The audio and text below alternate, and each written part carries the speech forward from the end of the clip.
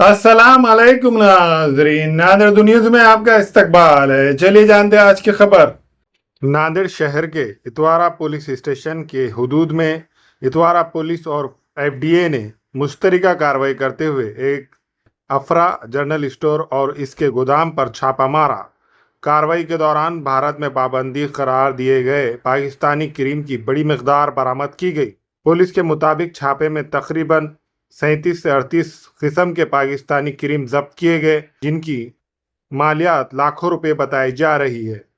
FDA ने जब्त शुदा मसनूआत के नमूने लेबोरेटरी भेज दिए हैं ताकि इनके मियार और सेहत पर मुमकिन असरात की जांच की जा सके, और साथ ही ये जानने की कोशिश की जा रही है कि ये पाबंदी शुदा सामान कहां से लाया गया और इस सप्लाई नेटवर्क में मजीद कौन लोग शामिल है।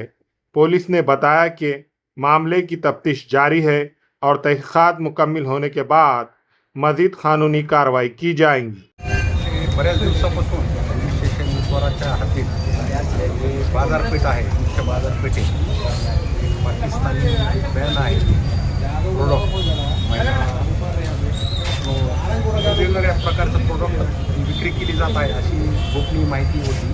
बरंच मीडियावर सुद्धा होतं. त्या अनुषंगाने माननीय एस पी साहेब नीलम रोहन यांनी आदेश दिला की या अशा पद्धतीचे कोण विक्री करीत असेल त्याला घेऊन कारवाई करा. त्या अनुषंगाने बरकी चौक येथील अफरा जनरल स्टोर्स या ठिकाणी चौकशी केली असता त्याच्यात जे बॅन आहे पाकिस्तानात भारतात विक्री करू शकत नाही अशा प्रकारचे लेडीज वापरणारे प्रोडक्ट मिळून आले. त्याच्यामुळे त्याच्या मागचा गोडाऊन चेक केला असता त्या ठिकाणी मोठ्या प्रमाणावर भरपूर प्रमाणावर ते असे एकंदरीत 37 ते 38 प्रकारचे वेगवेगळे प्रोडक्ट जे भारतात विक्री करण्यासाठी बॅन आहे त्या अनुषंगाने मिळून आल्यामुळं अन्न आणि औषध प्रशासनाचे VC राठोड साहेब यांना बोलून खात्री करून घेतली धोकादायक आहे. अशा अनुषंगाने एकंदरीत या ठिकाणी 50 ते 60 लाख रुपयाचा माल असू शकतो. कारवाई सध्या चालू आहे. सविस्तर कारवाई करून करत आहोत. बरं साहेब, ते कोणतं प्रॉडक्ट होतं आणि ते कशासाठी हार्मफुल होतं शरीराला? हे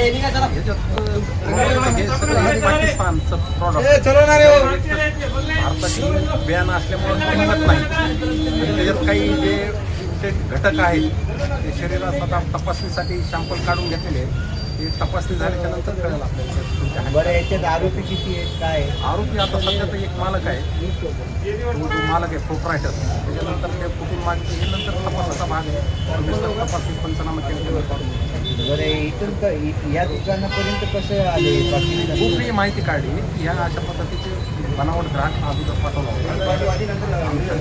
विक्री केली, त्याची खात्री केली, पडताळणी केली की हा बनावटच आहे, पाकिस्तानचा माल आहे. त्याच्यावरून आम्ही इतर छापा मारला. हां, ताब्यात घेतलेला कारवाई.